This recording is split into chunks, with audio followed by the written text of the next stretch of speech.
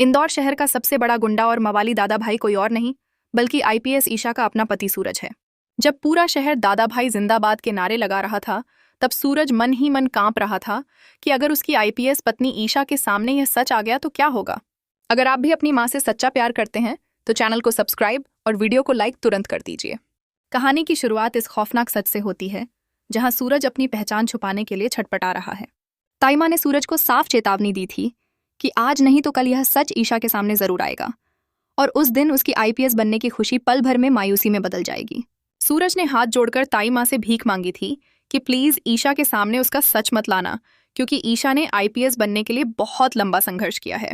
आरव, जो सिर्फ काव्या का पति नहीं बल्कि ईशा का सगा भाई था, उसकी मौत का सच भी सूरज छुपाए बैठा है।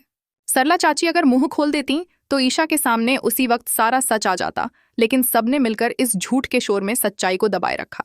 जब नई नवेली आईपीएस अफसर ईशा देवरानी बनकर हवेली लौटी तो मोनिका भाभी ने उसे छुईमुई कहकर चिढ़ाया। ताइमा की आंखों में आंसू देखकर ईशा भावुक हो गई और कहने लगी कि अब वह बड़ी अफसर बन गई है, इसलिए ताइमा को चिमटी नहीं भरने देगी। ईशा ने जब सबसे पूछा कि सब हवेली छोड़कर इस साधारण से घर में क्यों आ गए हैं, तो सबने बहाना बना दिया कि यह घर उनके लिए हमेशा से लकी रहा है। ईशा ने अपने ससुर अरविंद जी और भाई आरव के बारे में पूछा तो सूरज और ताई मां ने झूठ की नई दीवार खड़ी कर दी।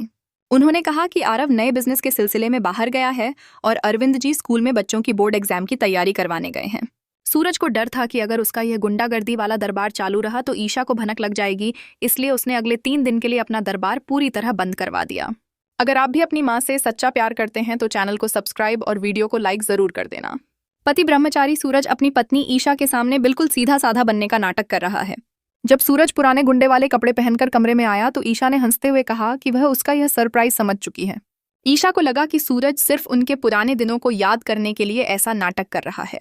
ईशा ने सूरज से कहा कि जब उसके आदमी उसे सभा में उठाकर ले गए थे तो उसे एक पल के लिए लगा था कि सूरज सचमुच गुंडा बन गया है।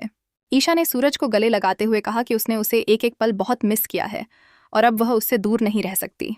सूरज भी ईशा को बाहों में भरकर रो पड़ा और मन ही मन सोचने लगा कि वह अपनी इस फरिश्ता जैसी पत्नी को कैसे बताए कि उसका पति ब्रह्मचारी ही इस पूरे इंदौर शहर का सबसे बड़ा डॉन और खतरनाक गुंडा दादा भाई है।